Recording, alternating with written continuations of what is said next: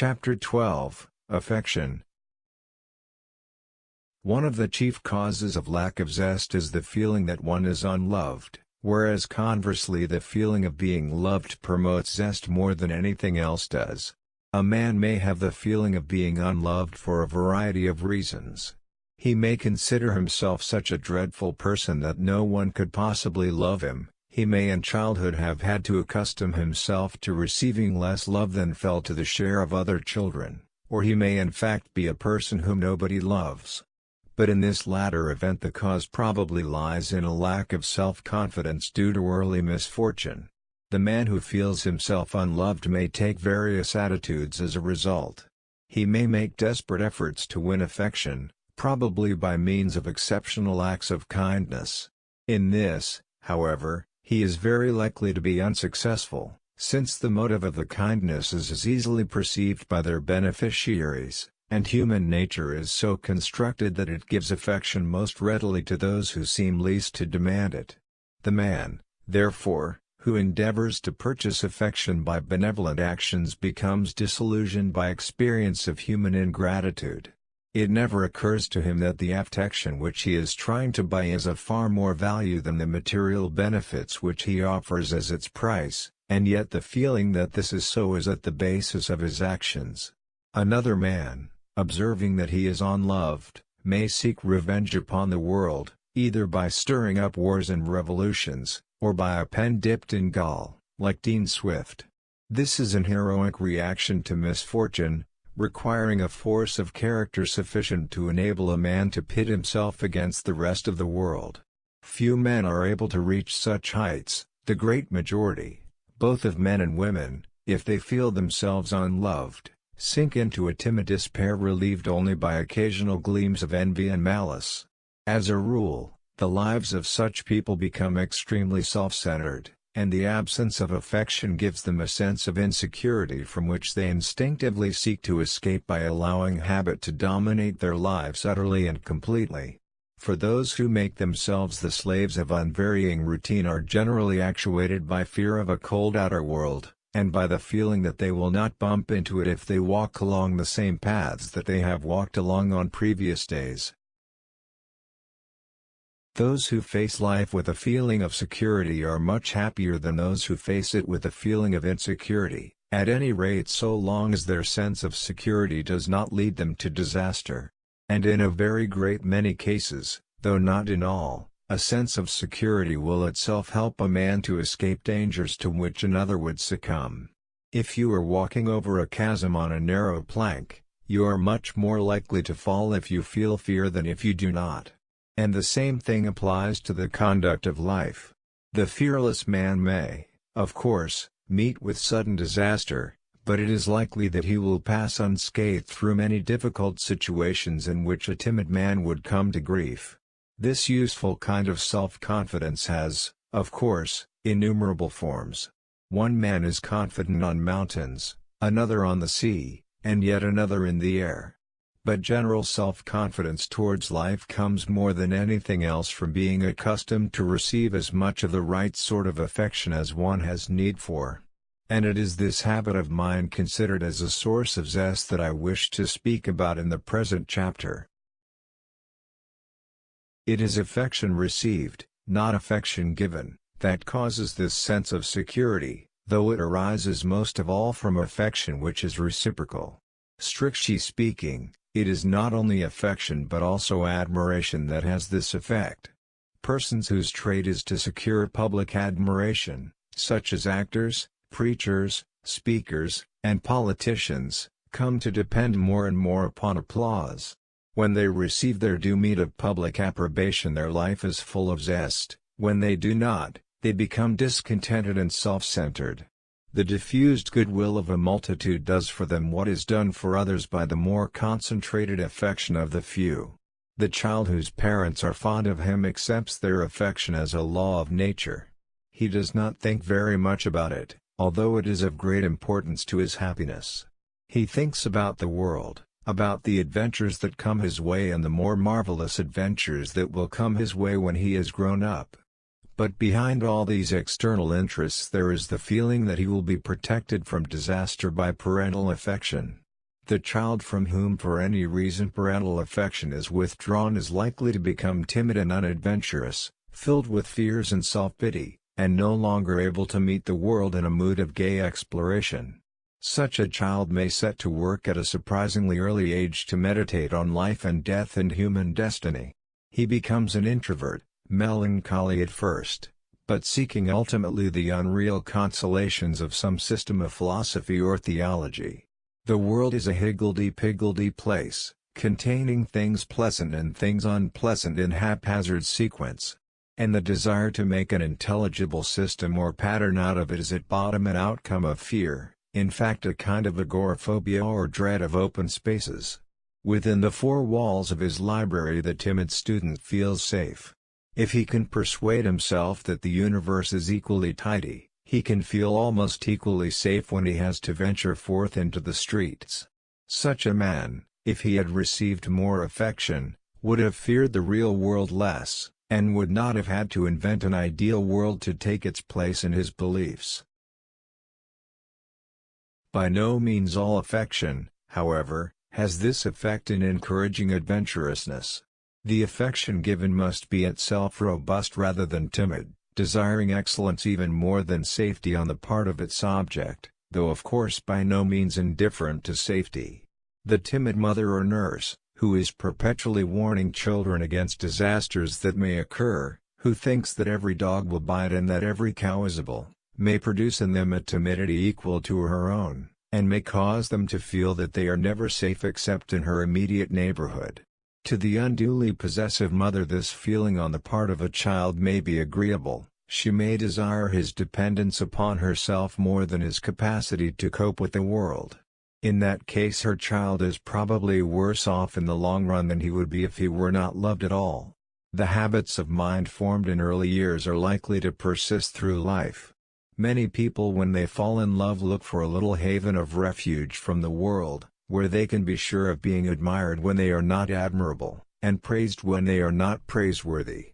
To many men home is a refuge from the truth. It is their fear and their timidities that make them enjoy a companionship in which these feelings are put to rest. They seek from their wives what they obtained formerly from an unwise mother, and yet they are surprised if their wives regard them as grown-up children. To define the best kind of affection is not altogether easy, since clearly there will be some protective element in it. We do not feel indifferent to the hurts of people whom we love. I think, however, that apprehension of misfortune, as opposed to sympathy with the misfortune that has actually occurred, should play as small a part as possible in affection. Fear for others is only a shade better than fear for ourselves. Moreover, it is very often a camouflage for possessiveness. It is hoped that by arousing their fears a more complete empire over them can be obtained. This, of course, is one of the reasons why men have liked timid women, since by protecting them they came to own them. The amount of solicitude of which a person can be the object without damage to himself depends upon his character. A person who is hardy and adventurous can endure a great deal without damage, whereas a timid person should be encouraged to expect little in this way. Affection received has a twofold function.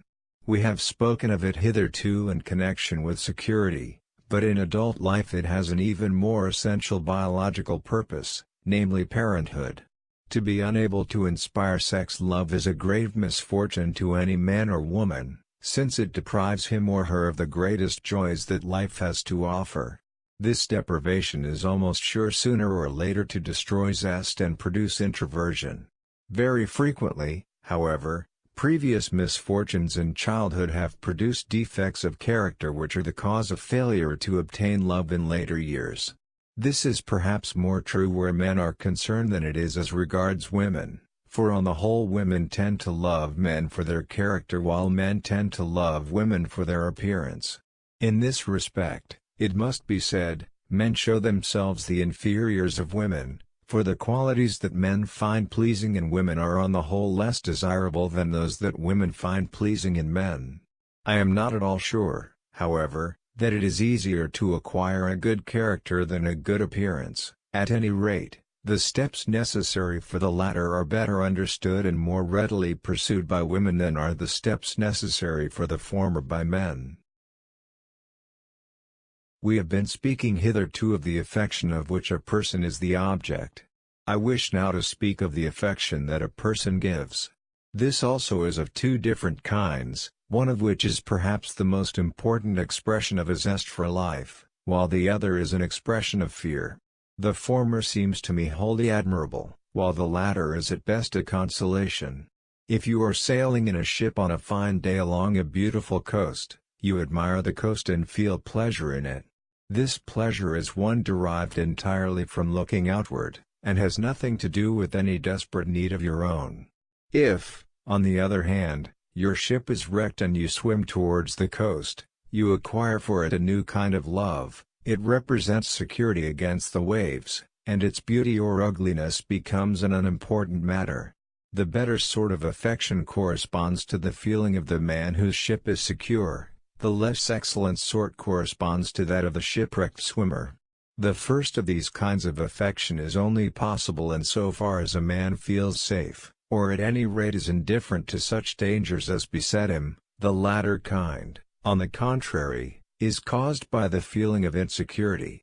The feeling caused by insecurity is much more subjective and self-centered than the other, since the loved person is valued for services rendered, not for intrinsic qualities.